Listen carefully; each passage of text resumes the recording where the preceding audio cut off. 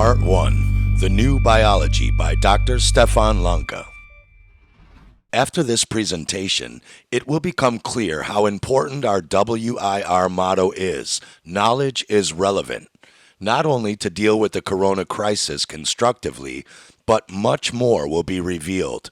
In this first part, we deal with the difficult part, namely biology as it is not. And that may be painful, refuting genetics. But this biology lesson is a prerequisite for understanding why we falsely believe in viruses. Where does it come from? What are the concepts behind it? If we are constricted, we're forced to think in opposites, in good or evil, that something is there to harm us or even to be used for evil.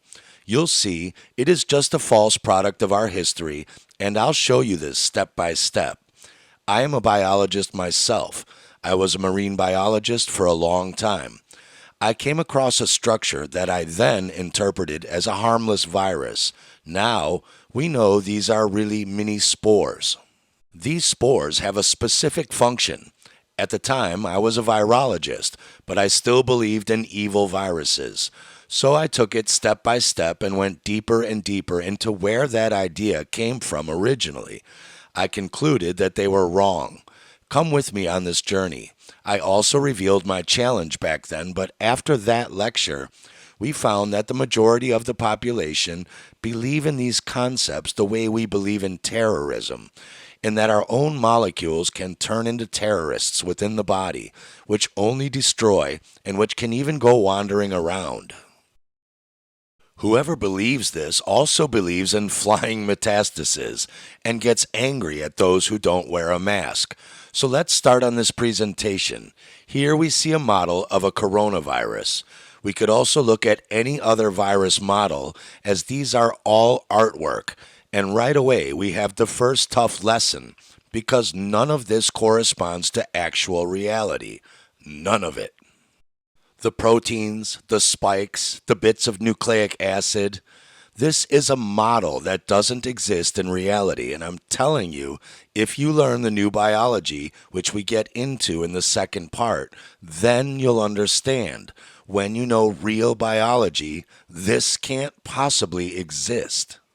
Here's the so-called nucleic acid, the theoretical genetic strand of a theoretical virus. That is the heart of the virus. We test that hypothesis here, and the simple thing about corona is that it has never been proven to exist. Out of very short pieces of genetic strands, they calculated mathematically a whole single strand of genetic material that does not exist in reality. And if you understand where these concepts come from, why we as a culture believe in it, then we'll have real leverage.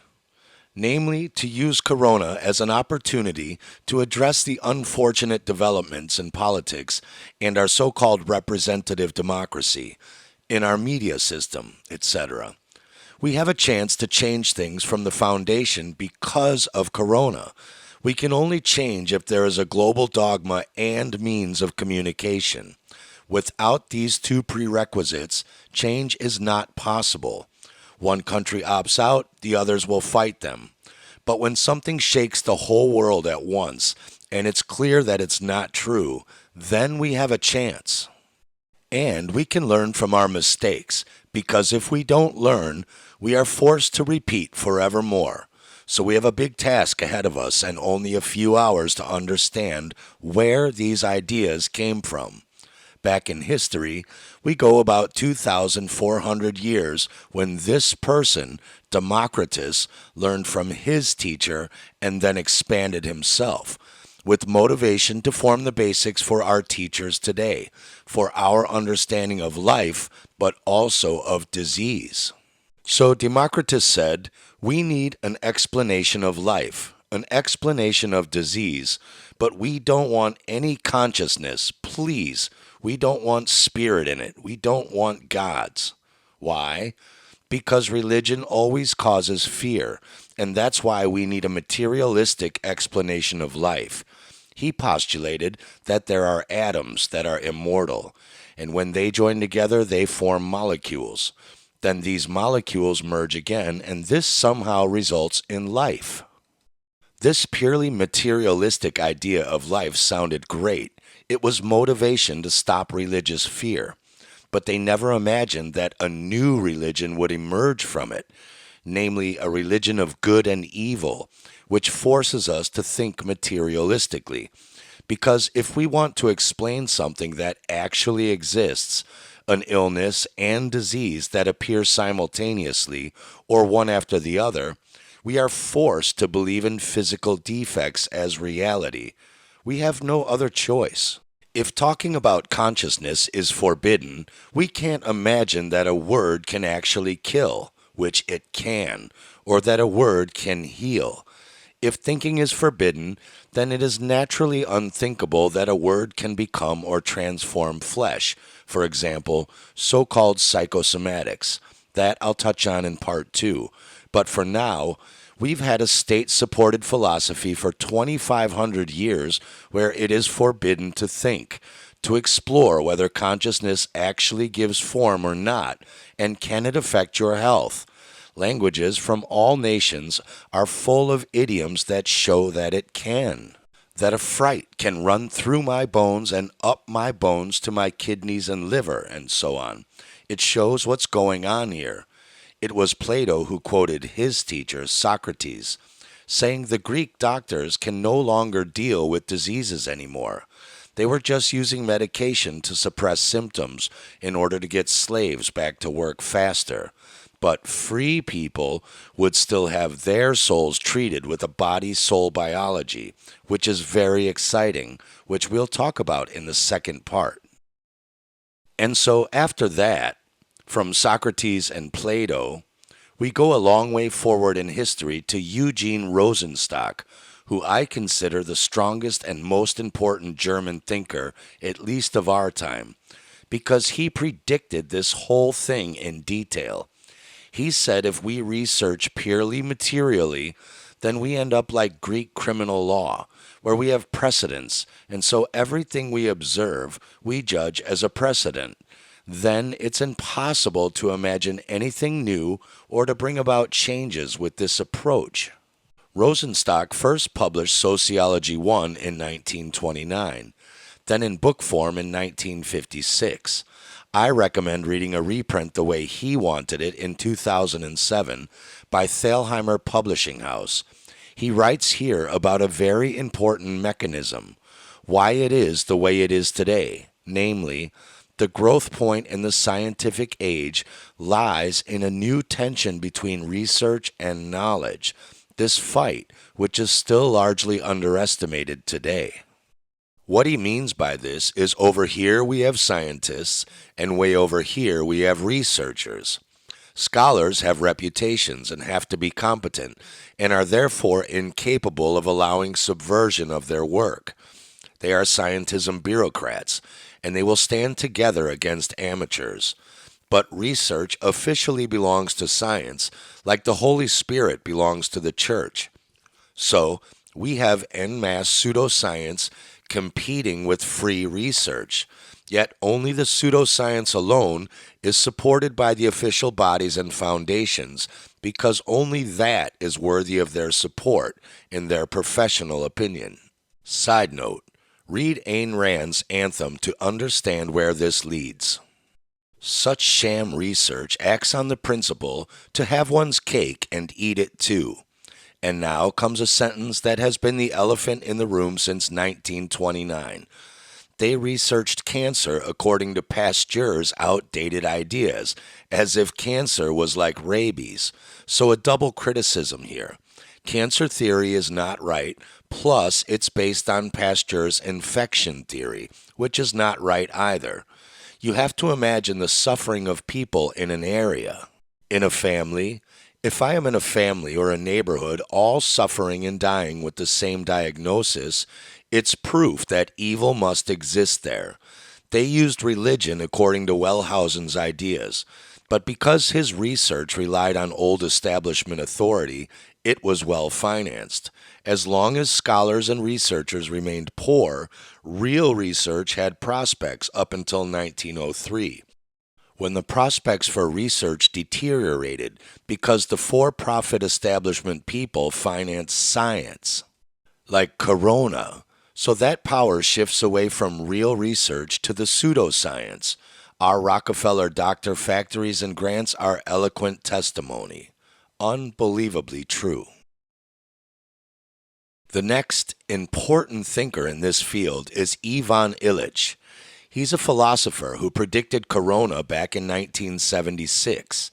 In his book, The Nemesis of Medicine, he stated that if medicine is not separated from the economy, then it must provide increasing profits year after year. But where is the biology in that? What happens? They exaggerate, little by little, unnoticed, like the frog in the water that slowly comes to the boil. Illich said, there comes a point when the whole thing destroys society as a whole. He describes the exaggeration in the book, starting with vaccination, but also shows it in cases of fever, where at 43 degrees you used to give treatment, then at 40 degrees, then at 39, 38. And today, mothers are treated instead of sent away if they bring their children to the pediatrician with a 37.8 fever, because the mother is hyperventilating with fear. And this he described back in 1976, also ignored. This man, Rudolf Virchow, was the one who came up with the concept of a defective carrier gene for explaining illnesses. He is one of the most dramatic figures in our history. He was an epidemiologist during the French Revolution of 1848, which, although didn't have the desired outcome, brought about a little progress. Right after 1848, though, it got worse at first, and there was a rollback. In 1848, Virchow came up with titles. He named diseases. He was such an official. He made questionnaires for people who got sick and found if they had bed bugs, they got sick. If they breathed in vapors from feces, they get sick. If they don't have a chimney, yes, they get sick. If they have a damp fuel, etc. Give the people sewage works. Give them better social conditions and they get better and they stay healthy. He was commissioned to do this for them. He is still praised to this day. His motivation was unclear, and it is still not well known what he did 10 years later. He wanted to become a priest. His father forbade that because he himself had an expensive hobby and debts, so he discouraged Virchow, saying you really have to become famous and rich, which you can't do as a pastor. So Virchow studied medicine with the military because an uncle on his father's side was a major in the Prussian army.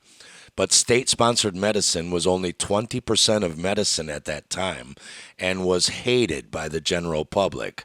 State medicine had a bad reputation. They were responsible for organ harvesting, so he got a bad reputation.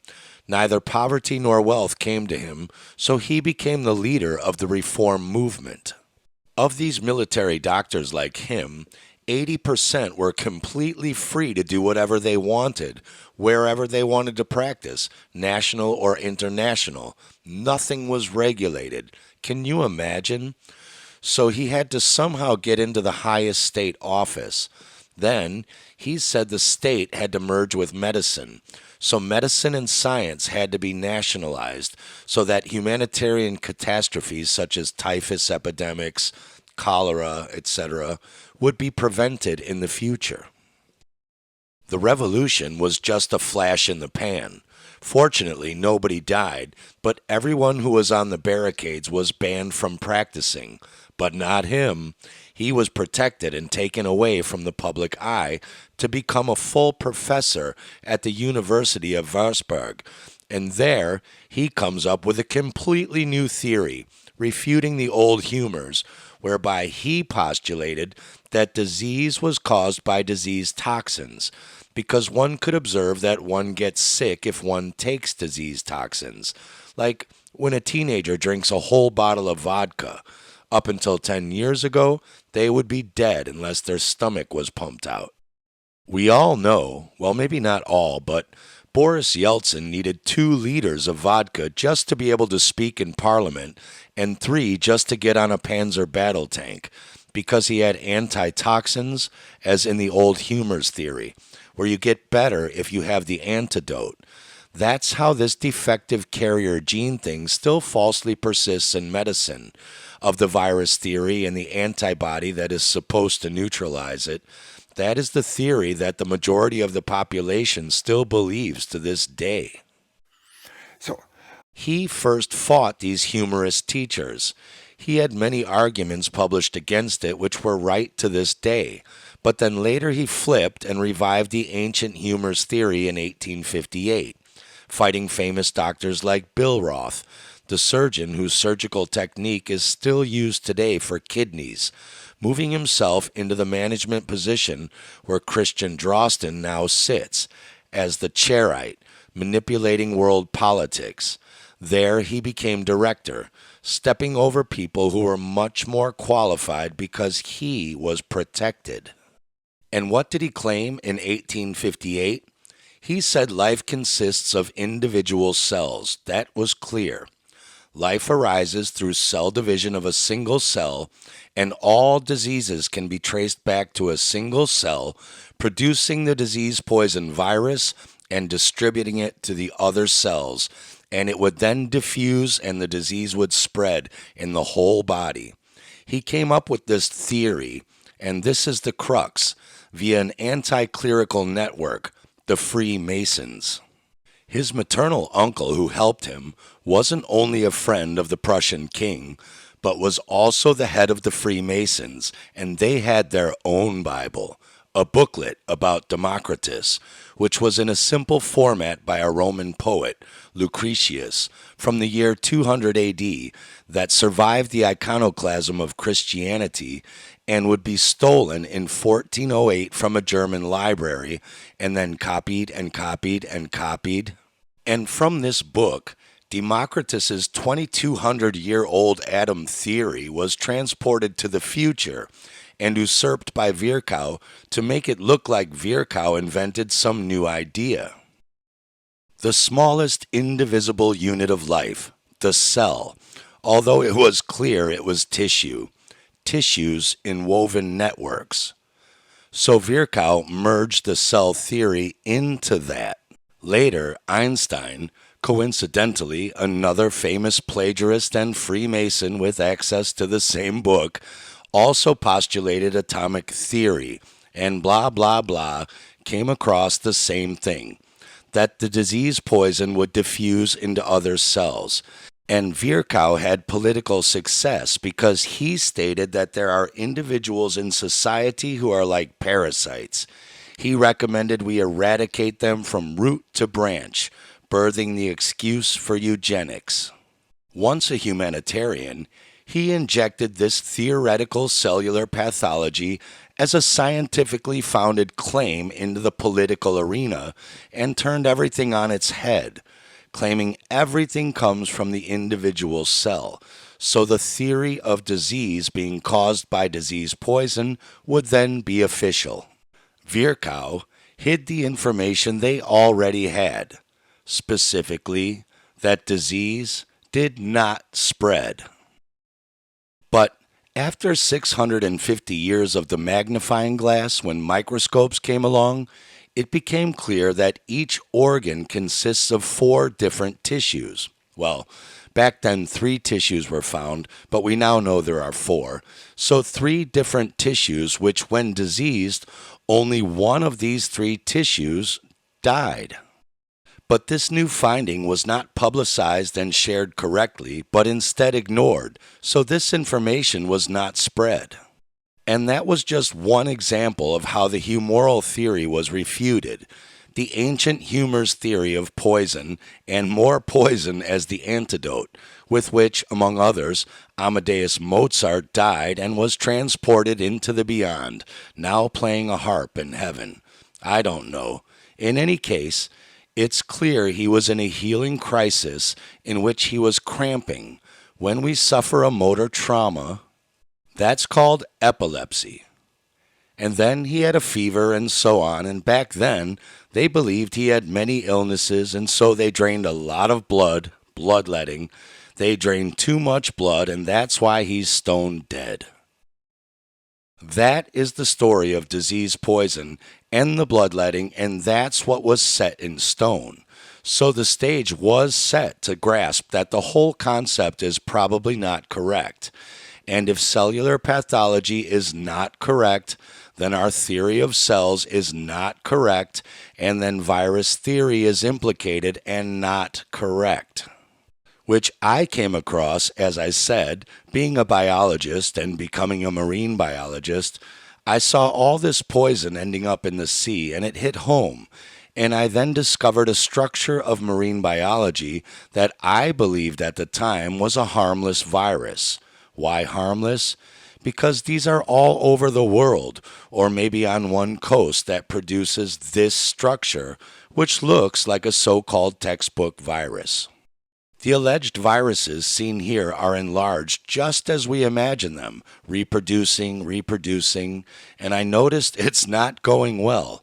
They're not surviving, and I was able to isolate structures from these and see the same biochemical composition every time. So I had something and saw the same protein.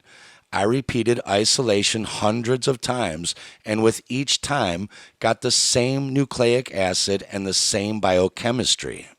I had isolated something and was then able to show sufficient proof that they are always identically composed. Next, we see these particles that are supposed to be the measles virus.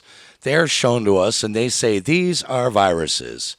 Here we see a couple of small parts with circular appearance, spherical, but then big chunks here, and these structures presented to us as viruses have never been seen in humans, never in animals, never in liquids, in mucous membranes, in saliva, in blood, in urine, never. Everything that we are shown as viruses are false. They are just typical tissue decomposition products of the test tubes with which we work with, in which you try to, or believe you can, study life, which goes back to Virchow. He was a pathologist who believed that by looking at decayed matter of decaying tissue, he could somehow learn about life, and that's exactly what we're still doing today. We take tissue from organisms like monkey kidney tissue that lasts the longest in the test tube, at least that's what they like to say, but they really only live a bit longer because we surround them with a blood serum taken from a cow fetus in utero. Serum is blood without any solid components. If we took it from adult cows or grown mammals with no blood stem cells, the tissue would die immediately. But with fetal serum, it stays alive for a while and doesn't disintegrate so quickly. And these signs of decay in these pictures are a unique, specific in vitro test tube phenomenon that has never been seen in actual in vivo life. So quickly we move from being virus believers to an end to virology with WIR. These particles here are shown to us as viruses, but what are they really? They take broken down tissue, isolate this tissue from everything around the core that can still survive, and chunks of the tissue develop little fingers, spikes or crowns very quickly, like an amoeba that wants to rebuild the tissue again. That's why everyone who works with these cell cultures and test tubes has to constantly separate them again and again. These little chunks of tissue are misinterpreted as cells, and these little fingers with which it drags itself along to try and rebuild the tissue, these are called the villi, of which a cross-section in the electron microscope underneath is presented to us as viruses. It's that simple. It's hocus pocus zimzalabim. We see that the virologists, later we will learn why, are completely anti-scientific because they never on any level of their work do or document control experiments. For example, they could have cut through chunks at the edge or in the middle. In the middle, the diameter appears large. At the edge, it is smaller, like this. And if I am outside the chunks of tissue, then nothing would appear. And those on the edge are the only photos they are constantly presenting to us. You don't even find areas where you just have some spherical particles. If you look, the rest of the tissue is still there. You have an anti-scientific error. This pseudoscience is the basis of their actions. I can only call something scientific if it hasn't been refuted or falsified.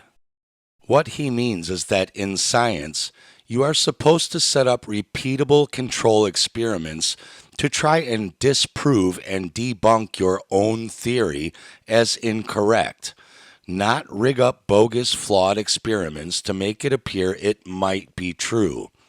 If nobody can debunk your theory after valid scientific control experiments, your theory stands as true, or at least plausible.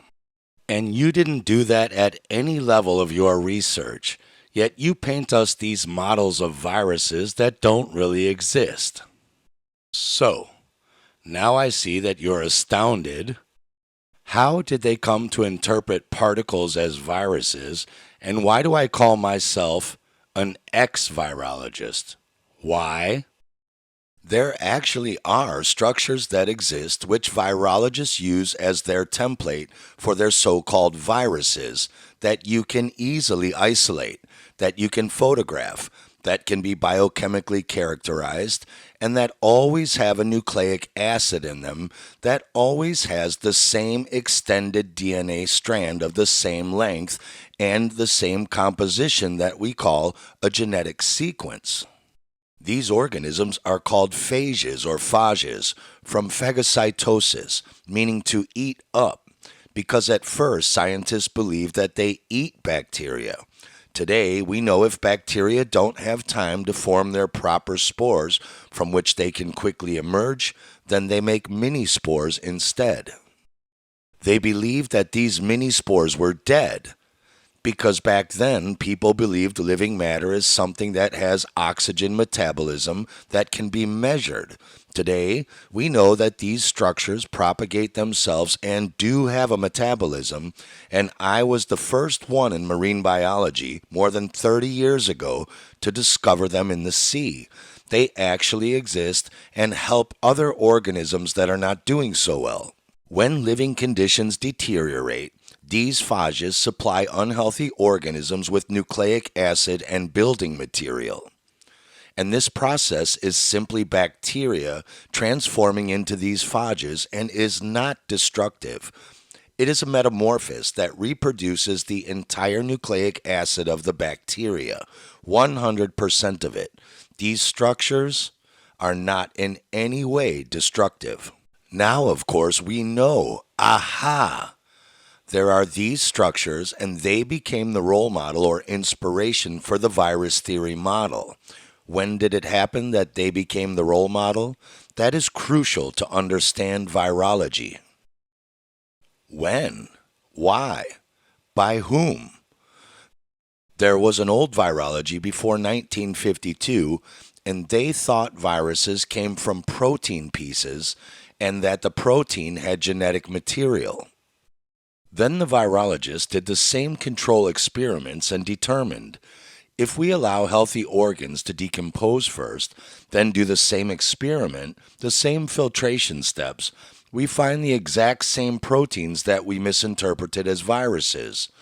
So they immediately carried out control experiments along with attempts at infection and found that no transmission attempts of the so-called infection ever worked. On the contrary, they found that the experiment itself, namely extracts from sick animals injected or dripped into the lungs via a tube, caused illness. That causes the diseases. It has never been possible to transmit an extract to date from a human who was so-called infected. You can read all about that in a review published at the Max Planck Institute for the History of Science in Berlin on the early history of virology by Karl-Heinz Lüdtke. Back then, of course, virology was lacking a virus model. They had refuted themselves, but they established from these phage structures in 1992 that protein cannot come from protein. So protein is not genetic material. But we're forced to think that there must be a hereditary substance. That seems logical.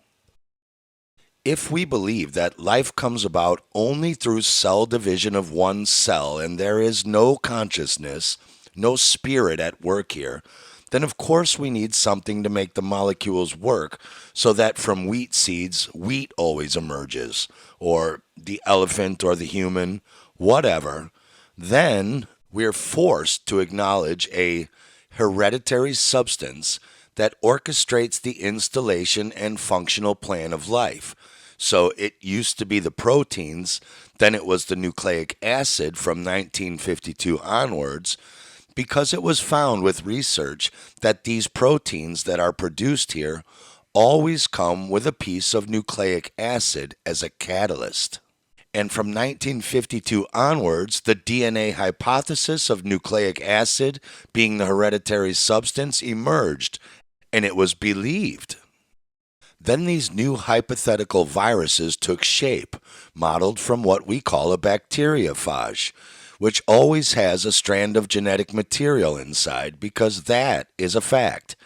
It's not surprising what happened next. A bacteriologist named John Franklin Enders, suddenly he takes up biology. He was a researcher and studied everything possible and meets a bacteriologist who worked with phages. He is fascinated, so he immediately takes up biology for his doctorate. Having never studied biology, natural sciences, or medicine, so he was never taught scientifically to check every step of his research. He used the idea that bacteriophage emerged from the tissue of animals and believed that if these tissues die too, it could transform into these viruses. We don't know what they look like, we haven't ever seen any, but if the tissues die in the test tube, that would at least hint that we have a virus, that we have an agent, and he describes what they are doing here. He used this fetal calf blood serum, he uses antibiotics, but never does a control experiment. Otherwise, he would have understood that his tissues are dying because he suddenly deprives them of the fetal calf blood serum nutrients. If he used an adult serum, they'd die too, and the antibiotics alone are already enough to kill the tissues.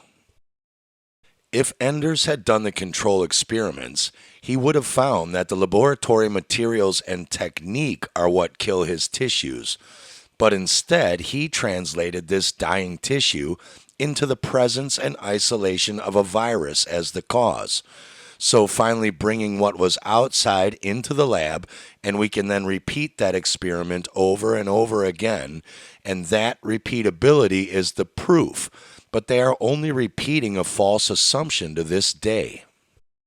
And in this publication, which he explicitly described as speculation, he writes, in so doing, however, we must bear in mind that these cytopathic effects, which resemble pathology, could result from a different agent that was already in the tissue or by unknown factors, because we observe that the tissue that we did nothing to also suddenly dies off. Hello? You're studying a process of something dying. Anyway, in a second attempt, an application of a second agent was tried, and the cytopathic effect changes could not be distinguished as any different from the one with the assumed infection.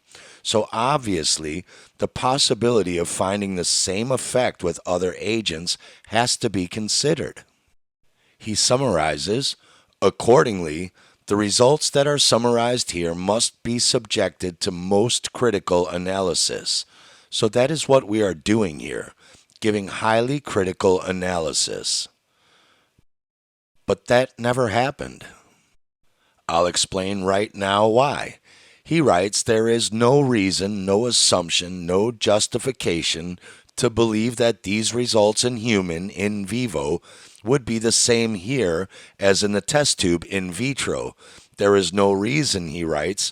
We are only dealing with indirect indications, and 2 experiments are essential for the establishment of a connection between these agents that are produced here and the measles virus, namely the infection in humans and animals, that the experiment was supposed to find. Then what happens? John Franklin Enders, 6 months later out of the blue on the 1st of June 1954, for a completely different thing, got a Nobel Prize for medicine. And what came out of this explicit speculation? The foundation for modern medicine arose like a phoenix from the ashes, and the ongoing fight from virologists against the old virus model was lost, as they just made a new one that is unquestionably linked with a pseudoscience technique that has never been controlled. So I controlled their measles virus experiment. Namely, stop the bovine serum nutrient feeding and the poisonous antibiotics, which kill the bacteria that are everywhere and that cause the cell death like clockwork, which then the biologists pass off as a supposed infection as the cells die off, and they say, hey, that's the virus, and based on this false conclusion, production is carried out of this rotting soup for live vaccines. They say the whole infectious virus is still living in the substance. For dead vaccines, only a part of the alleged virus, so just a protein, and more recently mRNA that we call inactivated virus. My control experiment was just doing the exact same procedure, except with no infection, and the tissue dies in the exact same way. Then what does the virologist do? The virologist takes nucleic acid, just little bits and sections, please.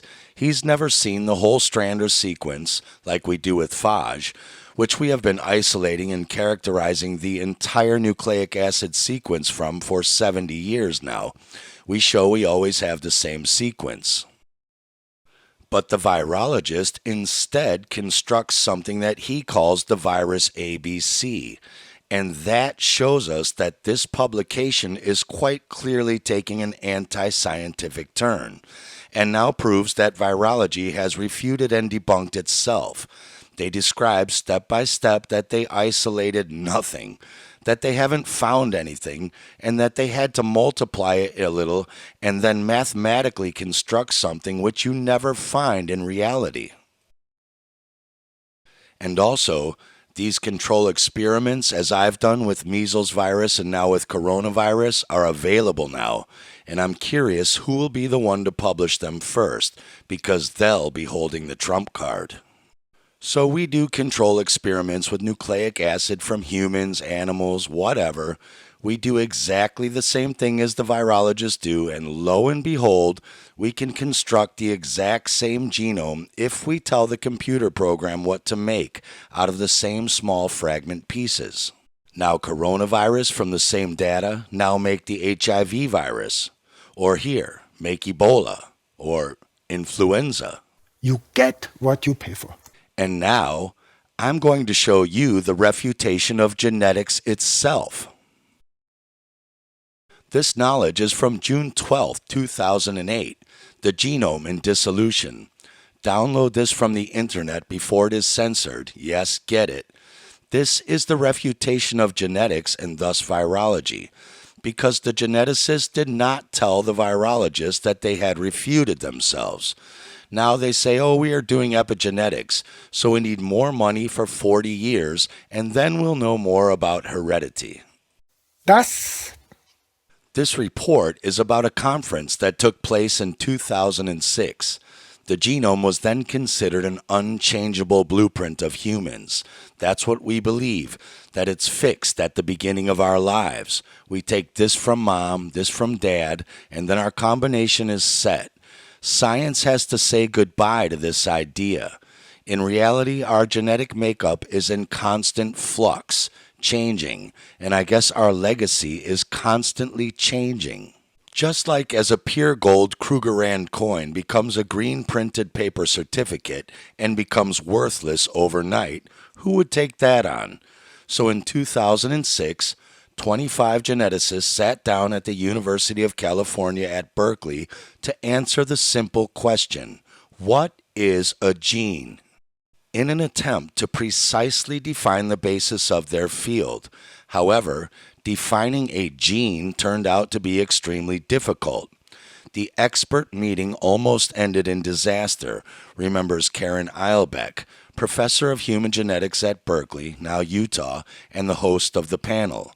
You can search for the entire original document via her name on the internet about it all. We had sessions that lasted for hours. Everyone shouted at everyone else, she said. And exactly the same thing happens when the virologists are confronted with their own deeds. But they don't just yell at each other, though. I'm quite sure that if Christian Drosten were there, they'd say, "You idiot, why must you exaggerate so much? Now they'll be watching us." So why? The dispute in Berkeley had little to do with the experts' vanity. It was really a first symptom that life sciences were dying, unnoticed by the public, facing a brick wall, unnoticed by the public. That was 2008. So what did we learn? The scientists have disproved themselves, but still today the public believes in gene tests, paternity tests, blah, blah, blah, blah, and so on. In reality, these researchers talk about the chromosome strings of humans or animals, and bringing it to light shatters the previous held ideas about genetics. Medical research is facing new challenges, the first outlines of which go back to body and soul. Ha! Suddenly the soul is back. Yes, health, illness, development, and aging are subject to a genetic interplay whose complexity exceeds all previous ideas. And here comes the crux of the matter. The geneticists have to say goodbye to their image of a stable, unchanging genome in which changes are considered pathological exceptions. So thinking wider, we get the idea that there must be a hereditary substance that forces us into materialistic thinking, propped up by cellular pathology and cell theory of life. Thinking there must be a hereditary substance, so the same thing always comes out of the same thing and is of course unchangeable, and that's all. For now, we're sitting again in the cave with Plato.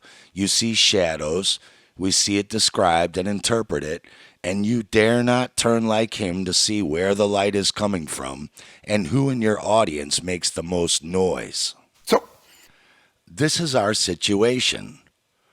Why? The genome of everyone is constantly remodeling.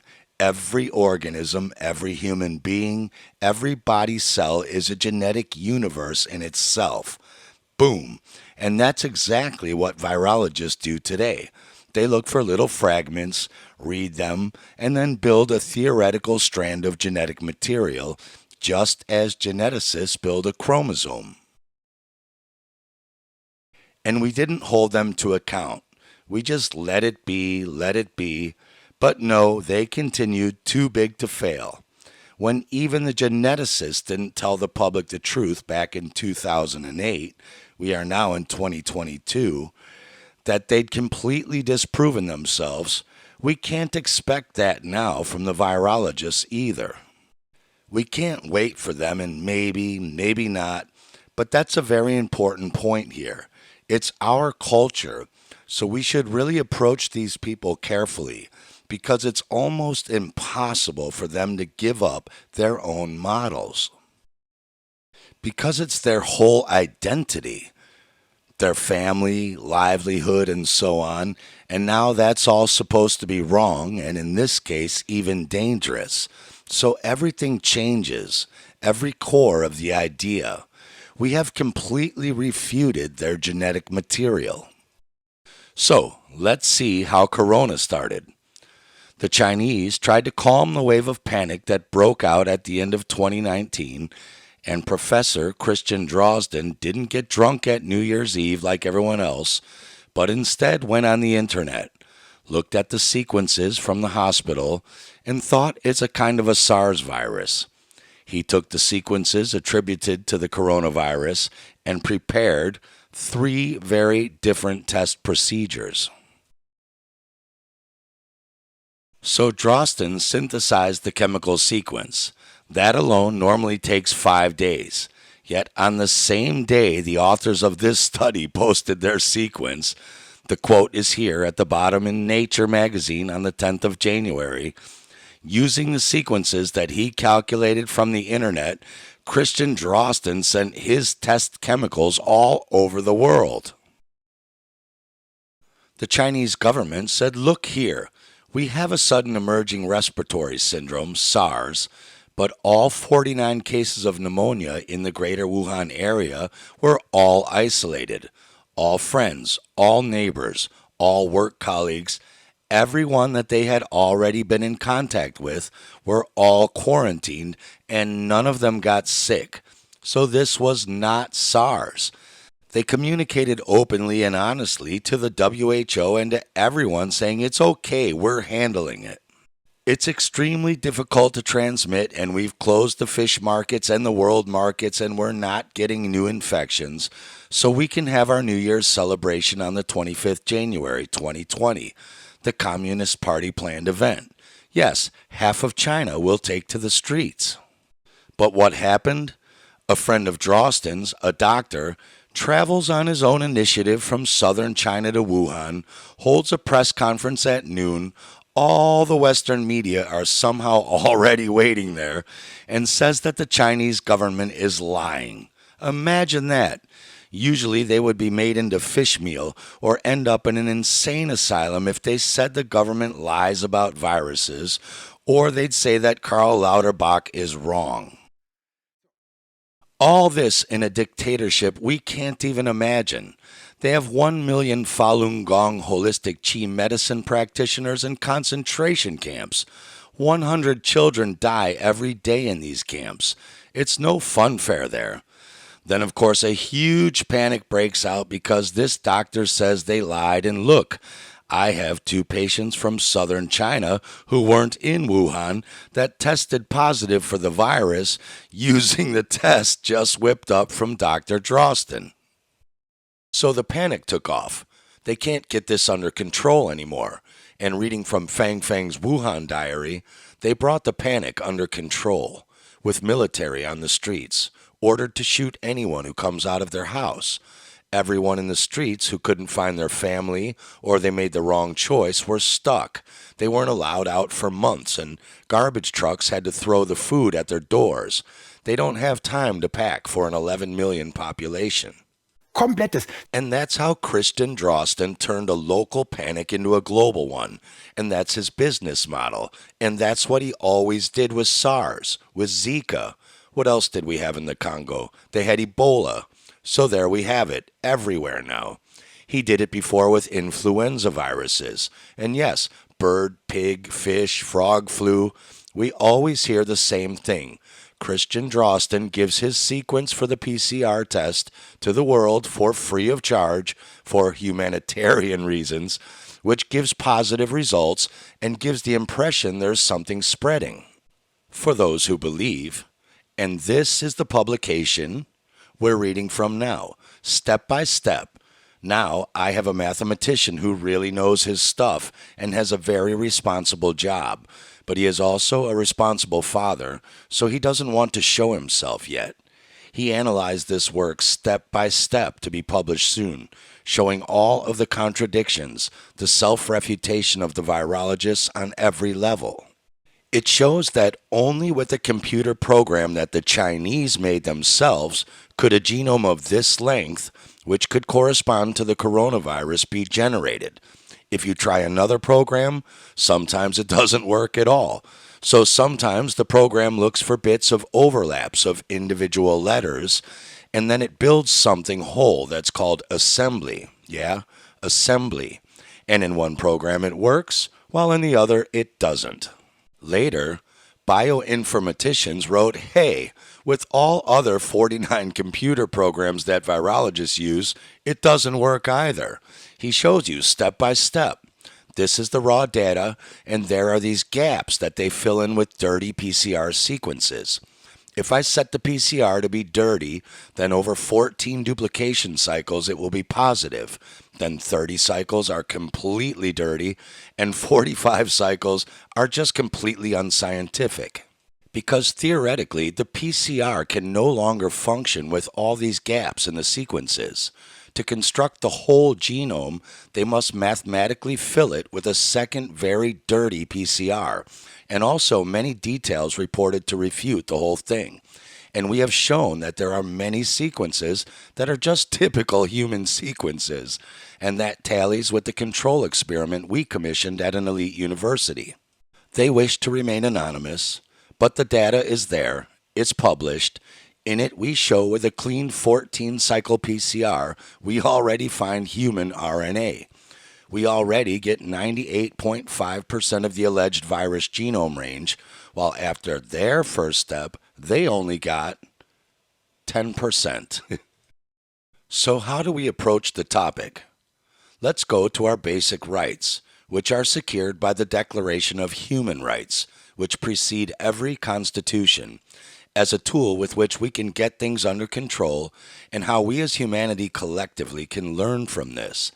And then, with a deeper understanding of biology, of our biology, to finally leave this dualism, this good-bad thinking behind us. That's why I do this work, because we have a great chance to make a leap in human development based on human rights. Human dignity is inviolable. The German people, all people, must commit to inviolable and inalienable human rights as the basis of every human community of peace and justice. And here, it is important to present another book by Tom Holland, Dominion. He shows that the principle of human rights, individual freedom, individual responsibility, freedom of conscience, equality, are all Christian values that go back to Jesus Christ, but just not called that since the French Revolution. But that's also very important because I see an impulse going on here, an absolutely constructive impulse. It's our task to take it on and implement it. The following basic rights bind legislation as directly applicable law, and everyone here knows that there is a massive interference with freedom of personal development. We can't do certain jobs. I'm not allowed to go anywhere, and so on. There is, of course, also this right to life and physical integrity, which is being attacked. By the infection protection law, we must be vaccinated or we risk isolation. Vaccination, some will die, yes, but that is our service to the community so that we can all live. It simply has to be so, vaccine damage and all. That's your service to the community using the Infection Protection Act to enforce it. But it does not interfere with our right to freedom of conscience, political views, or religious belief. That is not in the Infection Protection Act. So if I plead a belief in a God who made me without an injection in the ass, and I believe in a God who doesn't throw viruses at unsuspecting babies, then I'm out. Completely out. It's my belief. When minarets stand here to enforce their belief, then I can say I believe in a God who made me perfect. At least to the extent that my so-called immune system doesn't need a booster. In the USA, people are being acquitted, and people who fired them now have to pay fines because they exercised their faith. So this is a tool, but it gets better. It gets easier. Article 5. Freedom of expression. Censorship should not take place, but it certainly is. Politicians commissioned this after lessons learned from the Federal Health Journal in December 2010 called Pandemic Lessons Learned. Lessons like why suddenly 93% of the population rejected the swine flu vaccination at the time because they figured out there are nanoparticles in them. Today, Critics are screaming about spike proteins, RNA, etc., making sure no one knows that the dangerous nanoparticles are also in there this time. Those caused the vaccination damage. Because they learned from the swine flu. They said, okay, the swine flu was gone from the media overnight, and they saw there were too many conflicting specialists, so in the future, only one opinion may be presented, and we can't let misinformation run riot on the internet, because that led to the 93% of the population believing them and refusing vaccination, and that is an important detail, so they started censoring. But they forgot to put the censorship clause in their infection protection law, so they are all anti-constitutional, one and all, anti-constitutional. For this reason, they have contravened faith and freedom of conscience. In my political view, yes, censorship should not take place, and the freedom of the press takes a back seat because they've been ordered to, and because they are also anti-scientific. Everyone going along with Corona has proven they are anti-scientific because the law states that art, science, research, and teaching are independent. But that independence does not absolve you from loyalty to the Constitution. That means I am again bound to the truth by inalienable rights, and that therefore requires the greatest care in science, and it isn't there. Here, we now have the Infection Protection Law, and paragraph 1, part 2 is the cracker, because it says you have to be scientific. In law, we have can, meaning if you feel like it, do it. Or we have shall, you must do it. Can or shall.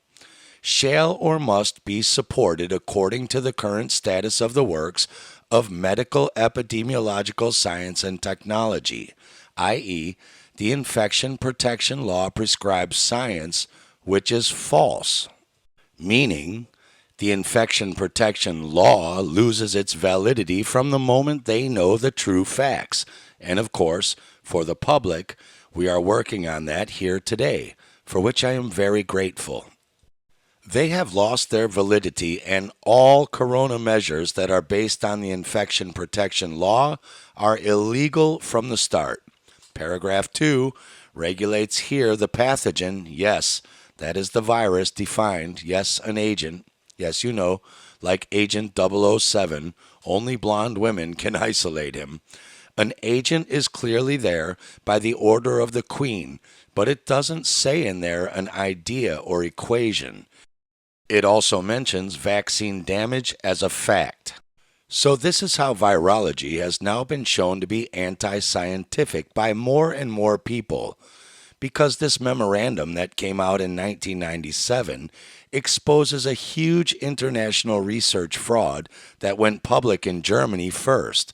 Everyone in genetics, biology, vaccination, AIDS, cancer, everyone you can imagine, all were co-authors on a publication by Friedheim Hermann. You can read it on Wikipedia, and wonderful that it's still on there. He invented almost all his data, and a whistleblower went public with it, and that's how this scandal broke out. And a lot of politicians, public prosecutors, and so on said, that's enough. Now we need a paragraph of scientific fraud, and this stunt has cost us $300 million in research funds. The science they deleted from was about high-dose chemotherapy in women, but the chemotherapy remained, and they said that's the end of it now. Let's build a paragraph on scientific fraud. And then came the DFG, the German Research Association, which distributes billions in research funds. Remember what Rosenstock said back in 1929. The grateful people fund science extensively, and this has been going on for a long time. So I get angry when they call this corona a plandemic. No, it's not. It's an inevitable outcome from Ivan Illich to now, culminating in a quasi-Third World War, but a soft war. A war that's caused so little human damage, at least directly. So it's kind of a hello wake-up call with a good spirit. Now we get to the point, namely virology. Virus, yes or no? Science, yes or no? They said, oh, no, no, no. Only scientists can assess who is scientific. No politician can, no one else, only we scientists can. And what do you want?